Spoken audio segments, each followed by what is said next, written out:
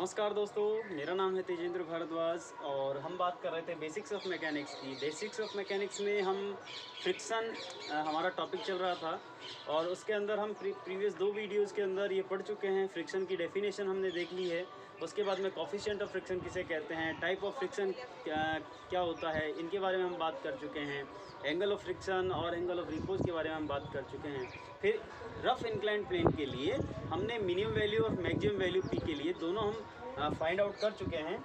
आज हम बात करेंगे थोड़ा सा उससे आगे कि रफ इंक्लाइंड प्लेन है। अब तक तो हमने बात की थी कि एक along the plane force apply हो रखा है, लेकिन अगर हमारे पास में दूसरी कंडीशन आ जाए कि जो फोर्स है वो हॉरिजॉन्टली एक्ट करे, तो हम पी के लिए मिनिमम और मैक्सिमम वैल्यू कैसे फाइंड करेंगे।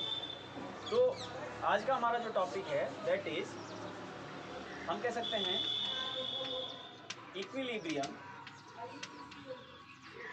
Equilibrium of body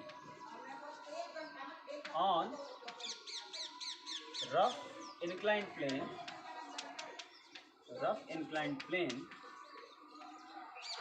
subjected to a force acting horizontally।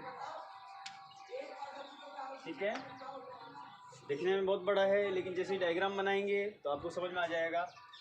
जो प्रीवियस वीडियो में मैंने बात की थी, इंक्लाइंड प्लेन है, उसका एंगल मान के चलते हैं अल्फा है। इसके ऊपर एक बॉडी रखी हुई है, इस बॉडी का वेट है वो डब्ल्यू है, ये मान के हमने, और ये जो एंगल है ये भी हमने अल्फा कंसिडर किया था। इसकी एक नॉर्मल रिएक्शन है आर, और कल के वीडियो में जो इंक्लाइंड प्लेन लिया था उस पर एक फोर्स जो है अलोंग द प्लेन कंसिडर किया था मिनिमम वैल्यू के लिए कि ऐसा इसकी मिनिमम वैल्यू कितनी होगी कि ये इस बॉडी को इक्विलिब्रियम कंडीशन में रखें। मतलब यदि इसकी वैल्यू इस पी से कम हो जाए तो ये नीचे की साइड मूव करना स्टार्ट कर देगी, और नीचे की साइड मूव करना स्टार्ट कर देगी, मतलब फोर्स ऑफ फ्रिक्शन की वैल्यू ऊपर की तरफ लगेगी। हमने कहा था force of friction opposite direction में अप्लाई होता है। ठीक है, डब्ल्यू के भी 2 कंपोनेंट्स लेते हैं, कॉस का कंपोनेंट और साइन का कंपोनेंट। लेकिन आज की थोड़ी सी कंडीशन अलग है। आज की कंडीशन क्या कह रहा है, equilibrium of body on rough inclined plane subjected to force acting horizontally. अब हम इस फोर्स को यहाँ पर अप्लाई न करके हम क्या करेंगे, इस फोर्स को हॉरिजॉन्टल डायरेक्शन में अप्लाई करेंगे। इस प्रकार से जैसे हमने हॉरिजॉन्टल डायरेक्शन में अप्लाई किया, इसका मतलब इस प्लेन से इसका कोई न कोई एंगल होगा। ठीक है, तो इस प्लेन के अलोंग अगर हम बात करें तो इसका क्या एंगल होगा। तो दोस्तों ये अल्फा कैसे निकाला था हमने, क्योंकि इसकी वैल्यू अल्फा थी, ये वाला एंगल जो था वो 90 माइनस अल्फा था, ये हम बात कर चुके थे। जब ये 90 माइनस अल्फा था तो ये भी अल्फा हो गया। जब ये अल्फा है तो इसकी वैल्यू 90 माइनस अल्फा है। जब इसकी 90 माइनस अल्फा है तो इस एंगल की वैल्यू भी अल्फा होगी। और चाहे इस एंगल की कह दीजिए चाहे इस एंगल की कह दीजिए, दोनों कॉरस्पॉन्डिंग एंगल है, एफ की शेप बना रहे हैं, ये दोनों एंगल कॉरस्पॉन्डिंग एंगल्स है। तो यदि ये अल्फा है तो ये भी अल्फा होगा। तो हम कह देते हैं ये एंगल जो है यहाँ से लेकर यहाँ तक ये अल्फा है। ठीक है, अब देखिए जैसे ही एंगल 2 हमको अल्फा अल्फा मिल गए तो कंपोनेंट कितने हो गए, 4 कंपोनेंट हो गए। 4 कैसे हो गए, 2 इसके हो गए, 2 इसके हो गए। देखिए अलोंग द प्लेन और perpendicular to the plane 2 component आप बना दीजिए। इसके लिए तो कंपोनेंट कोस का हो जाएगा डब्ल्यू कॉस अल्फा, इस पी के लिए ये वाला कंपोनेंट हो जाएगा पी कॉस अल्फा, इस पी के लिए ये वाला कंपोनेंट हो जाएगा पी साइन अल्फा, और कॉस अल्फा हो गया डब्ल्यू कॉस अल्फा। अब देखिए ये वाला कंपोनेंट इसके लिए हो जाएगा डब्ल्यू साइन अल्फा। अब केस फर्स्ट कंसिडर करते हैं। Case first, minimum value of P, minimum value of P, minimum value which will keep the body in equilibrium। इसका मतलब कि हमको पी की वह मिनिमम वैल्यू पता करनी है यदि उस वैल्यू से कम होते ही, यदि मान लीजिए पी की वैल्यू उस वैल्यू से कम होते ही ये नीचे की तरफ जो है डाउनवर्ड डायरेक्शन में स्लाइड करना स्टार्ट कर देगा, जब डाउनवर्ड डायरेक्शन में स्लाइड करेगा तो फोर्स ऑफ फ्रिक्शन हम कहाँ कंसिडर करेंगे, ऊपर की तरफ। हमने पढ़ा है ऑपोजिट डायरेक्शन में, तो म्यू आर हमने ये लिख दिया, mu R F is equal to mu R. ठीक है, तो हम क्या करेंगे, रिजोल्व करेंगे फोर्सेज को अलोंग द प्लेन और परपेंडिकुलर टू द प्लेन। तो सबसे पहले तो रिजोल्यूशन ऑफ फोर्सेज देखते हैं।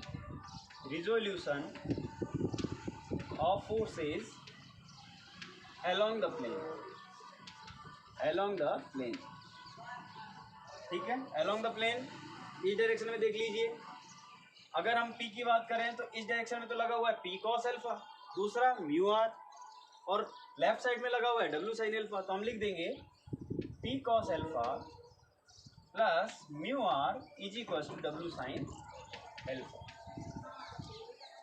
इसको इस साइड में ले जाइए, पी कॉस अल्फा बच जाएगा हमारे पास में, P cos alpha is equal to W sine alpha minus ये म्यू आर इधर चला जाएगा, म्यू आर माइनस का हो जाएगा। इसको नाम दे देते हैं इक्वेशन नंबर 1। अगर हम परपेंडिकुलर डायरेक्शन में रिजॉल्व करते हैं तो हम लिखेंगे इन परपेंडिकुलर डायरेक्शन। रिजॉल्व कर रहे हैं फोर्सेस को। ऊपर की साइड केवल आर लगा हुआ है, नीचे की साइड दो कंपोनेंट है, पी साइन अल्फा और डब्ल्यू कोस अल्फा। तो लिख दीजिए R is equal to P sine alpha plus W cos alpha. ठीक है, ये इक्वेशन नंबर हो गई सेकंड। अब आप देखोगे ये आर है, इसकी वैल्यू हम इक्वेशन नंबर 1 में पुट कर देते हैं।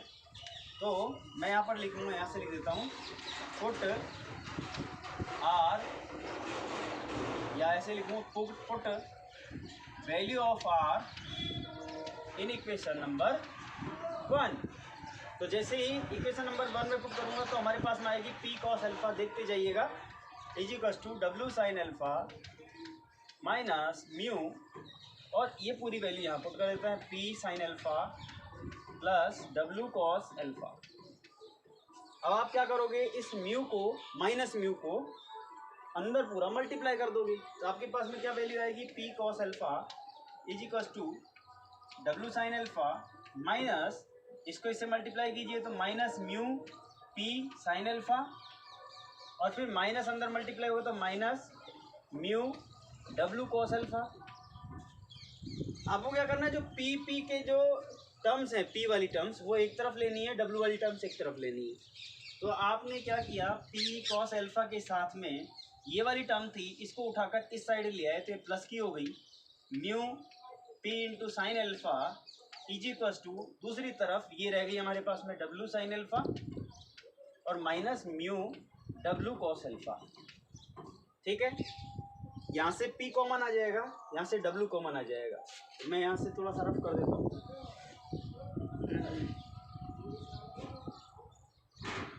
ये भी मिटा देता हूँ। रफ कर दिया, आपने क्या किया, P कॉमन ले लिया, यहाँ पर बचा cos alpha plus mu sine alpha,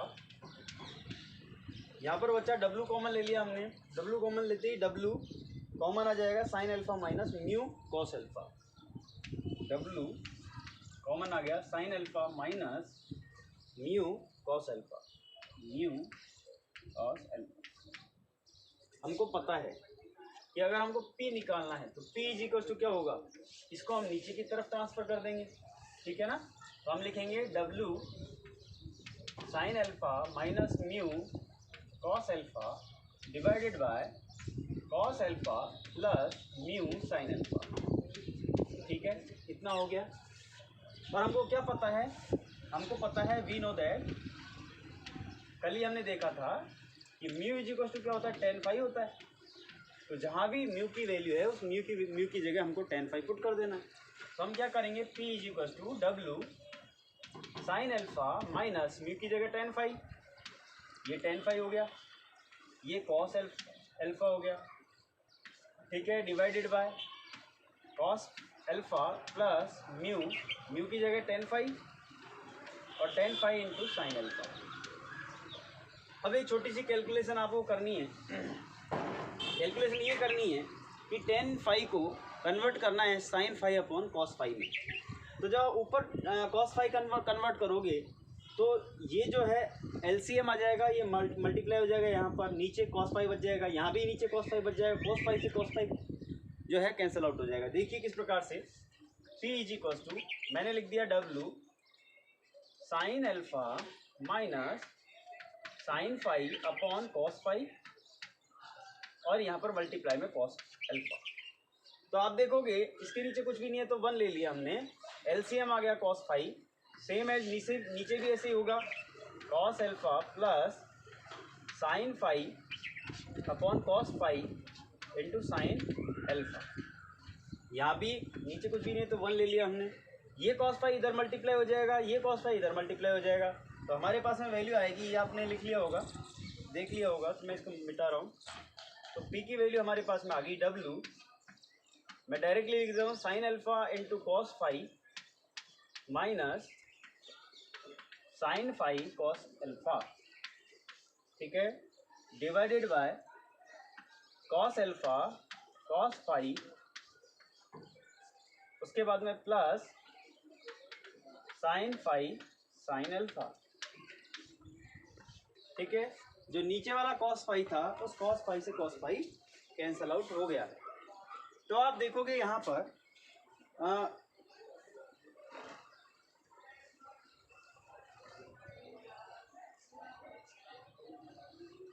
पर एक रिलेशन बन गया जो कि ट्रिग्नोमेट्रिक रिलेशन होगा, और ट्रिग्नोमेट्रिक रिलेशन क्या है, sine A cos B cos A sine B, ठीक है ना। इस प्रकार से अगर इसको ए मानता हूँ इसको बी मानता हूँ, ठीक है, तो साइन ए साइन बी साइन ए, ठीक है। फिर यहाँ पर देखिए जो कॉस वाला कंपोनेंट है तो cos alpha cos phi plus sine alpha sine phi, इसका मतलब दोनों रिलेशन क्या बन गई, एक तो हो गई साइन ए माइनस बी की, दूसरी रिलेशन बन गई कॉस ए माइनस बी की, ठीक है। तो मैं यहाँ पर लिख दूँ directly P is equal to W sine alpha minus phi और नीचे लिखूंगा cos alpha alpha minus phi, ठीक है। इस प्रकार से मैंने लिख दिया है। तो ये तो P की आ गई मिनिमम वैल्यू, P के लिए मिनिमम वैल्यू, ठीक है। यहाँ पर एक केस आता है कि यदि अल्फा जो है वो किससे ज़्यादा हो, फाई से ज़्यादा हो, तो ये वाली कंडीशन लिखेंगे हम। अगर अल्फा जो है कम हो फाई से तो फाई आगे आ जाएगा और अल्फा पीछे आ जाएगा, ठीक है ना। अल्फा माइनस फाई नहीं होगा, फाई माइनस अल्फा हो जाएगा। आप डायरेक्टली यहाँ से इस प्रकार से लिख सकते हो sine upon cos is equal to 10, तो डायरेक्टली इसको क्या लिख सकते हैं हम, P is equal to W 10 alpha minus phi. ये P मिनिमम के लिए वैल्यू है, ठीक है। जब मैक्सिमम केस के लिए लेंगे तो यहाँ पर ये प्लस आ जाएगा, ठीक है। उसको भी करके देख लेते हैं एक बार।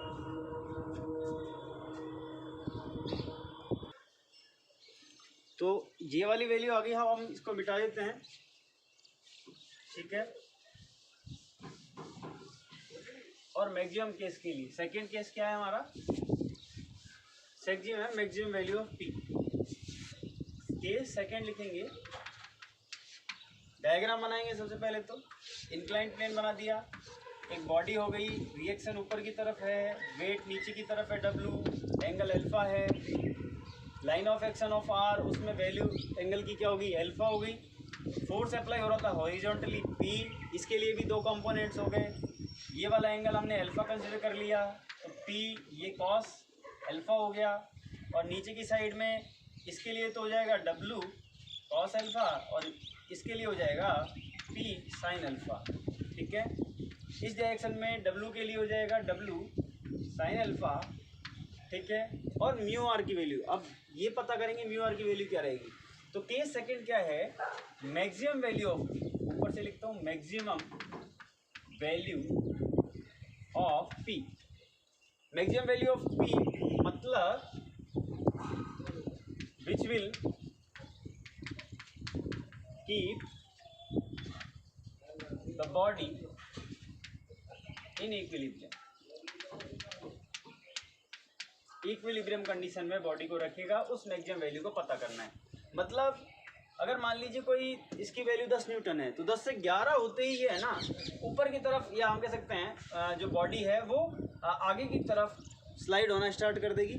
आगे की तरफ स्लाइड होगी, इसका मतलब जो फोर्स ऑफ फ्रिक्शन है वो नीचे की तरफ लगेगा। तो हमने कह दिया force of friction mu R F is equal to mu R. Resolve करते हैं फोर्सेज को, रिजोल्यूशन ऑफ फोर्सेज। सबसे पहले तो हम रिजॉल्व करते हैं along the plane, along the plane. अब वो क्या करना है, अलोंग द प्लेन देख लीजिए कौन कौन से फोर्सेज हैं। अलोंग द प्लेन में ऊपर की तरफ है पी कॉस एल्फा, नीचे की तरफ है डब्ल्यू साइन एल्फा और म्यू आर। तो इनको लिख देते हैं P cos alpha is equals to W sine alpha plus mu R. ठीक है, ये क्वेश्चन नंबर होगी 1। सेकेंड हम रिजॉल्व करते हैं perpendicular to the plane, perpendicular to the plane, perpendicular करेंगे तो आर की वैल्यू आ जाएगी हमारे पास में, आर इज इक्वल टू आ जाएगा P sine alpha plus W cos alpha. दिख रहा है ना आपको, ये इक्वेशन नंबर 2 हो गई। हम क्या करेंगे, आर की वैल्यू इक्वेशन नंबर 1 में पुट कर देंगे। जहाँ से लिखेंगे put value of R in equation number 1। जैसे ही आप 1 में पुट करेंगे तो अपने पास में आएगा P cos alpha is equal to W sine alpha plus mu into R की वैल्यू पुट कर दीजिए पूरी की पूरी, P sine alpha plus W cos alpha. Mu को अंदर मल्टीप्लाई कर दीजिए, P cos alpha is equal to W sine alpha plus mu into P sine alpha plus mu को इधर भी मल्टीप्लाई करोगे तो mu into W cos alpha, ये हो जाएगा। ठीक है, अब आप क्या करोगे, ये क्या था तो ब्रैकेट। अब आपको क्या करना है, पी वाली टर्म्स एक तरफ, डब्ल्यू वाली टर्म एक तरफ। तो हमने क्या कर दिया, पी कॉस एल्फा ये इस साइड में आ जाएगी minus mu into P sine alpha is equal to W sine alpha plus mu W cos alpha. ठीक है, पी को यहाँ कॉमन ले लीजिए, यहाँ डब्ल्यू को कॉमन ले लीजिए। पी कॉमन आते ही हमारे पास में आ गया cos alpha minus mu sine alpha, और यहाँ पर is equal to W common आ गया तो हमारे पास में आ गया sine alpha plus mu cos alpha. ठीक है, हमको करना है पी की वैल्यू निकालनी है, तो पी इज इक्वल टू इसको नीचे की तरफ ले जाएंगे तो ये आ जाएगा W sine alpha plus mu cos alpha upon cos alpha minus mu sine alpha. ठीक है, हमको पता है mu is equal to tan phi होता है, तो यहाँ भी हमको म्यू की वैल्यू tan phi पुट कर देंगे और उसके बाद में सॉल्व करेंगे। यहाँ से मिटाएंगे, put mu is equal to tan phi। अब देखो जहाँ जहाँ म्यू है वहाँ पर tan phi पुट कर देंगे, तो P is equal to W sine alpha plus mu की जगह tan phi आ जाएगा, tan phi मल्टीप्लाई में क्या है कॉस एल्फा, ये कॉस एल्फा हो गया। फिर नीचे क्या है, नीचे हमारे पास में cos alpha minus mu sine alpha minus mu, mu की जगह हमको लिखना है tan phi और मल्टीप्लाई में है साइन एल्फा, ये हो गया साइन एल्फा। ठीक है, वापस आप जब इसको सॉल्व करोगे sine phi upon cos phi, तो कॉस फाई तो मल्टीप्लाई हो जाएगा, कॉस फाई से कॉस फाई जो डिनोमिनेटर में होगा वो कैंसिल आउट हो जाएगा। मैं डायरेक्टली लिख रहा हूँ यहाँ पर, डायरेक्टली लिख देता हूँ, sine alpha cos phi plus sine phi cos alpha upon cos alpha cos phi minus sine phi sine alpha. तो ये भी एक ट्रिग्नोमेट्रिक रिलेशन बन गई। तो ट्रिग्नोमेट्रिक रिलेशन देखिए, साइन के केस में तो साइन ए प्लस बी की वैल्यू क्या होती है, sine A cos B plus cos A sine B. ठीक है ना, इस प्रकार से। लेकिन दोनों में प्लस प्लस होता है, प्लस के केस में प्लस, माइनस के केस में माइनस। कॉस के केस में जस्ट ऑपोजिट होता है, जहाँ माइनस लिखा हुआ है वो प्लस की इक्वेशन होती है, जो प्लस लिखा हुआ है वो माइनस की इक्वेशन होती है। ठीक है ना, तो डायरेक्टली हम लिख सकते हैं डब्ल्यू ये हो गया साइन एल्फा प्लस फाई और नीचे हो गया कॉस एल्फा प्लस फाई। ठीक है ना, ये जो माइनस है ये प्लस की इक्वेशन है। यहाँ से साइन और कॉस दोनों को आप कन्वर्ट कर सकते हैं W tan alpha plus phi में। ठीक है, और ये हो गई मैक्सिमम वैल्यू, पी मैक्सिमम की वैल्यू हो गई है पी मैक्सिमम केस के लिए। तो दोस्तों मैं समझता हूँ आपको ये वाली इक्वेशन है, ये जो डेरिवेशन है ये समझ में आई होगी। इसके बाद में थोड़ा सा आगे मूव करते हैं हम, और हम बात करेंगे लैडर फ्रिक्शन की, ठीक है ना, कि लैडर फ्रिक्शन क्या होता है उसके बारे में हम चर्चा करेंगे। एक बार देख लीजिए आप इसको, आप जब इसको देखकर अपने हाथ से सॉल्व करेंगे तब आपको पूरी वैल्यू समझ में आएगी, हमने क्या किया है वो सारी चीज़ समझ में आएगी। हम बात करते हैं लैडर फ्रिक्शन की।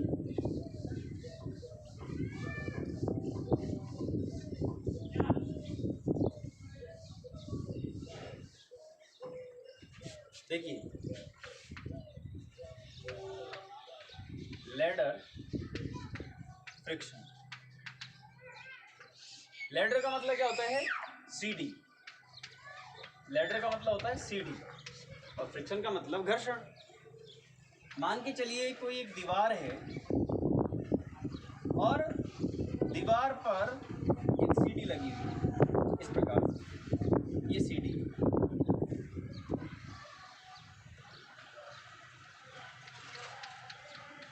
और जनरली हम क्या करते हैं, सीडी का उपयोग किस में करते हैं, अभी तो हमारे घर में जो है सीमेंटेड स्टेयर्स होती हैं या फिर हम लोहे की बनवा लेते हैं। लेकिन एक्चुअली क्या होता है, कई बार जैसे गाँव की तरफ जाओगे आप तो दो अपराइट्स होते हैं जो कि किसी भी चीज़ के हो सकते हैं, लोहे के हो सकते हैं, लकड़ी के हो सकते हैं, और इस पर बहुत सारे रंग्स लगे हुए होते हैं, इस प्रकार से पीस लगे रहते हैं लकड़ी के या फिर और किसी मेटल के। और ये क्या है, स्टेप्स बन गई है ऊपर चढ़ने के लिए जो है, इसको यूज़ करते हैं। और किसी कोई वॉल है उस वॉल पर हम इसको प्लेस करते हैं इंक्लाइंडली, ठीक है ना। अगर मान लीजिए ये वॉल है तो आप इंक्लाइंड इसको प्लेस करोगे और ये उसका ऊपरी सिरा जो है वो ये इस बॉल के जहाँ पर हमको जहाँ पर पहुँचना है वहाँ पर टच हो जाएगा।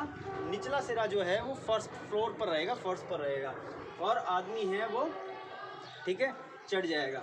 हम केस ये कंसिडर करते हैं कि या तो इस सीढ़ी का कोई वेट होगा, सेल्फ वेट, या फिर कोई आदमी चढ़ रहा है। तो मान के चलिए कि इस सीढ़ी के सेल्फ वेट के कारण या फिर इस पर कोई आदमी चढ़ रहा है उसके कारण ये सीढ़ी नीचे की ओर आ रही है, इस तरफ आ रही है नीचे की ओर। तो आप देखोगे जब नीचे की तरफ आ रही है तो ये यहाँ से तो नीचे आएगी लेकिन यहाँ से आगे की तरफ जाएगी, ठीक है। अब ये आगे की तरफ जाएगी और ये नीचे की तरफ आएगी। जब नीचे की तरफ आएगी तो इसका फोर्स ऑफ फ्रिक्शन कहाँ लगेगा, ऊपर की ओर।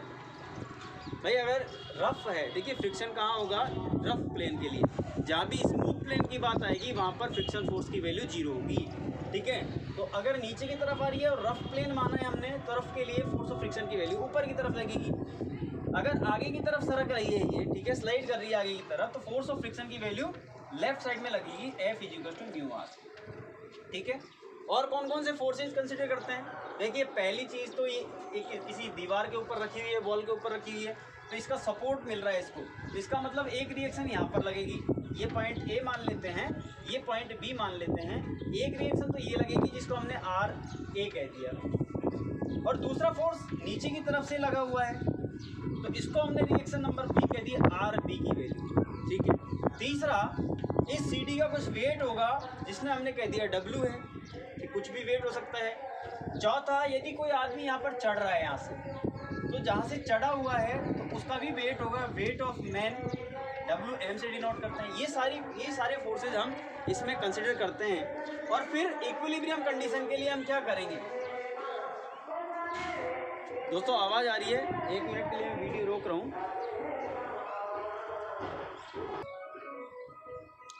अब इसकी इक्विलिब्रियम कंडीशन के लिए तो हम कहेंगे फॉर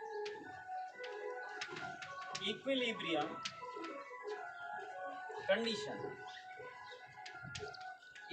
कंडीशन, जो हॉरिजॉन्टल फोर्सेज हैं, देखिए हॉरिजॉन्टल फोर्स कौन कौन से लगेंगे, एक रिएक्शन लगी है आर ए, एक यहाँ पर फोर्स ऑफ फ्रिक्शन लगा हुआ है अपोजिट डायरेक्शन में, तो आर ए किसके बराबर हो जाएगी, फोर्स ऑफ फ्रिक्शन के।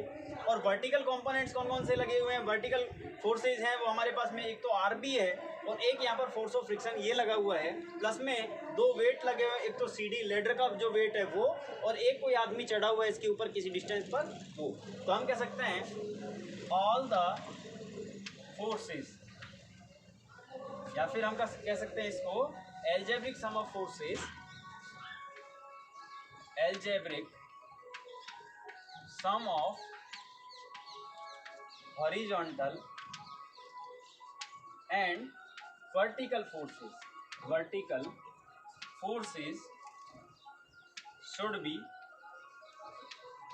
जीरो। पहली केस तो ये हो गई।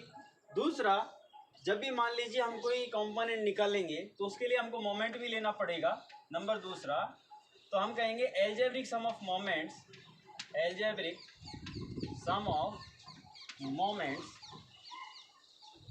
Should be zero.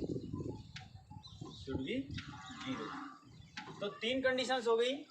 Sigma M should be zero, sigma F of X should be zero, sigma F of Y should be zero. ठीक है ना। अब देखिए वर्टिकल कंपोनेंट्स अगर देखें हम या हॉरिजॉन्टल कंपोनेंट्स जब रिजॉल्व करेंगे, ठीक है ना, वो तो जब न्यूमेरिकल आएगा उससे कर सकते हैं हम। ठीक है, अभी तो मैं वैसे बता देता हूँ। एक फोर्स लगा हुआ है हॉरिजॉन्टल डायरेक्शन में, आर ए इस साइड में है, तो हम कह सकते हैं R A is equal to left side direction में फोर्स फॉर फ्रिक्शन जिसको हमने म्यू आर बी कह दिया है। ठीक है, ये इक्वेशन नंबर 1 लिख दिया। फिर एक फोर्स लगा है ऊपर की साइड में, F is equal to mu R A.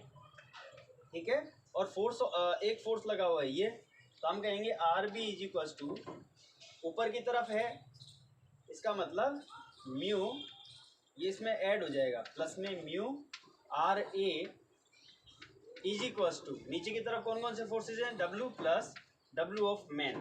ठीक है, ये क्वेश्चन नंबर 2 हो गई। तो आप क्या कर सकते हैं, इस आर ए में आर ए की वैल्यू जो है वो इसमें पुट कर सकते हैं। तो R B plus mu into R A की वैल्यू पुट करेंगे म्यू इंटू आर बी। ठीक है, is equal to W plus W N. इस प्रकार से इक्वेशन बनेगी। ठीक है, उसके बाद में इसका मोमेंट्स लेंगे हम, जो फोर्सेज है उनका मोमेंट लेंगे। सपोज पॉइंट नंबर इसके अबाउट ले लिया हमने, पॉइंट नंबर सी ले लिया, पॉइंट नंबर सी के अबाउट मोमेंट लिया, इसकी लाइन ऑफ एक्शन ये रहेगी, डिस्टेंस ये रह जाएगी टोटल। इस डब्ल्यू के लिए ये डिस्टेंस यहाँ से यहाँ तक हो जाएगी। अगर आर बी ले रहे हैं तो आर बी की लाइन ऑफ एक्शन इस तरफ हो जाएगी और यहाँ से परपेंडिकुलर डिस्टेंस ये हो जाएगी। ठीक है, फोर्स ऑफ फ्रिक्शन के लिए कोई जो है मोमेंट नहीं आएगा क्योंकि इसके लिए परपेंडिकुलर डिस्टेंस जीरो होगी। हम आर ए की बात करेंगे, आर ए की लाइन ऑफ एक्शन ये हो जाएगी। ठीक है, और आर ए की जो ये रहेगी तो इसकी परपेंडिकुलर डिस्टेंस ये रह जाएगी पॉइंट नंबर सी के अबाउट। ठीक है, फोर्स ऑफ जो फ्रिक्शन है अपर डायरेक्शन में उसके लिए भी जीरो रहेगी वैल्यू। तो इस प्रकार से हमने देखा कि एक लैडर है उसकी एल्जेब्रिक कंडीशन के लिए, सॉरी हम इस इक्विलिब्रियम कंडीशन के लिए बात करें तो algebraic sum of horizontal forces और vertical forces should be zero और algebraic sum of moment should be zero. ये कंडीशन कौन सी है, इक्विलिब्रियम कंडीशन है। दोस्तों नेक्स्ट वीडियो में हम इसका जो है एक न्यूमेरिकल करेंगे और उसके बाद में हम देखेंगे वेज फ्रिक्शन। ठीक है ना, वेज फ्रिक्शन भी सबसे इम्पोर्टेंट रोल होता है मैकेनिक्स के अंदर और एग्ज़ाम में पूछा जाता है। अच्छा, वेज फ्रिक्शन को सॉल्व करने के 2 तरीके हैं। एक तो हम रिजॉल्व कर सकते हैं, इसके लिए भी 2 तरीके हो सकते हैं। एक तो हम रिजॉल्व कर सकते हैं फोर्सेस को और दूसरा हम लामीज थ्योरम अलग अलग पॉइंट्स पर अप्लाई कर सकते हैं, उससे हम जो है फोर्सेस की वैल्यू को फाइंड आउट कर सकते हैं। तो अगर आपको वीडियो अच्छा लगा हो तो प्लीज़ वीडियो को लाइक कीजिए, शेयर कीजिए और चैनल को सब्सक्राइब कीजिए, जिससे कि नेक्स्ट वीडियो का जो नोटिफिकेशन है वो आपके पास में तुरंत पहुंच जाए। और अगर चैनल में कुछ गड़बड़ी, मान लीजिए आपको ऐसा लगे कि वीडियो में आवाज़ थोड़ी डिस्टर्ब कर रही है या और कुछ आपको परेशानी है, तो आप उसके लिए कमेंट कर सकते हैं। और जो है एक डिस्क्रिप्शन बॉक्स में एक मेल आईडी होगी, उस मेल पर भी आप मैसेज कर सकते हैं। बहुत बहुत धन्यवाद, मिलते हैं नेक्स्ट वीडियो के अंदर।